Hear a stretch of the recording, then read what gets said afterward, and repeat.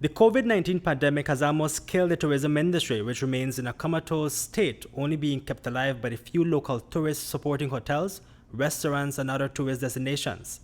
Accounting for 46% of GDP, more than 90% of employees in the tourism industry have lost their jobs. Hotels across the country have been struggling to stay afloat, eagerly waiting for the reopening of the Philip Goldson International Airport on October 1st. If there's no business, no hotels are able to pay their loans.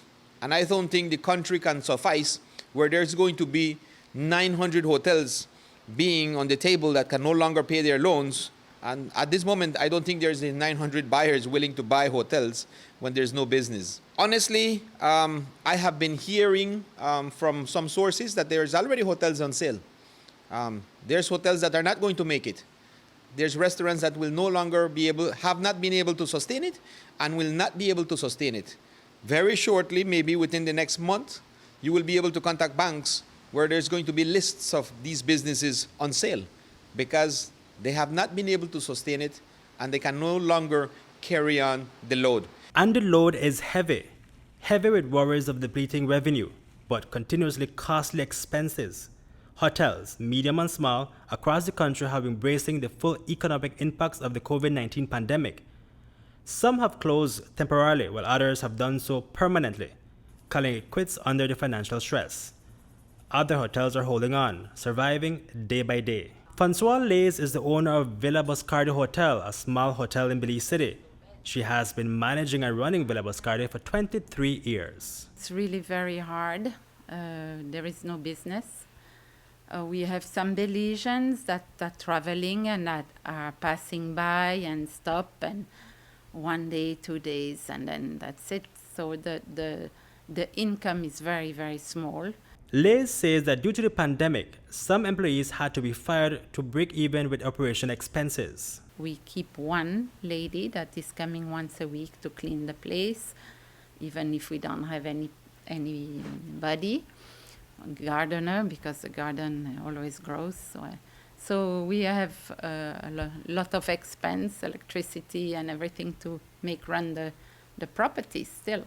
I mean, you need the lights, you have the pump of the jacuzzi, you have always something that adds. According to Lay, she has tried to diversify the services, but it hasn't been successful. Prices for the 8 rooms have been slashed, but expenses remain higher than revenues. Last year we were working, and thank God we were doing some money. It was we had an occupancy of during the high season, about 80%, but now it's 2-3%. So, yeah, it's a big problem. Yeah. Is it depressing? Well, I'm not a depressed person, so I'll fight. But it's not encouraging. Owner of Black Orchid Resort in Burrell Boom Village, Douglas Thompson, says that operations at Black Orchid have been shut down due to COVID-19. Because of the uncertainty that we see in terms of how widespread the community spread is. So long as there's community spread, then there's a danger to not just myself, but my staff. And so we do not want to expose ourselves unnecessarily, especially given that the business is a trickle in any event and it costs more to be open than to close. We're doing all the things, putting in the necessary changes to try to keep people safe. We have invested in foggers and humidifiers and the different things that you need, even faucets that are automatic and towel dispensers that you don't have to touch. We're trying to go to no touch as much as possible. Even though Black Orchid is experiencing a 99% loss in revenue, Thompson has not laid off staff, and employees are calling time to time to do work around the hotel. We have had cooks here painting, and we've had wait people doing other jobs, maintaining the property. So we try to give them a stipend, not full pay. Obviously, we can't afford that.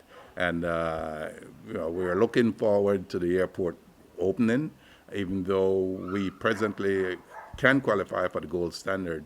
We haven't applied for it because we believe that the responsibility is more than we are prepared to handle at this time. And Liz is prepared to handle the responsibilities and is hoping that her hotel would qualify for the gold standard.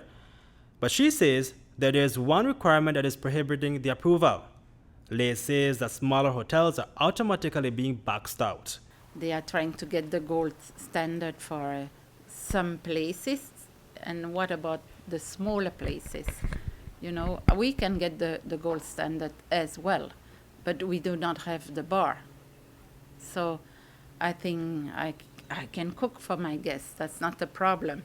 If I can find a tour operator, that's not a problem. That would be qualified in receiving guests. The cooking I can do. I can plan the lunch, send the lunch box with the tour guide that would be coming. I take care already of the breakfast. I could have a dinner waiting for them when they come back. So I don't understand if I just don't have the bar. I have the pool they want. I just don't have the bar. Why can't I open? I think that sometimes is really ignoring the smaller ones. Reporting for News 5, Hipolito Novelo.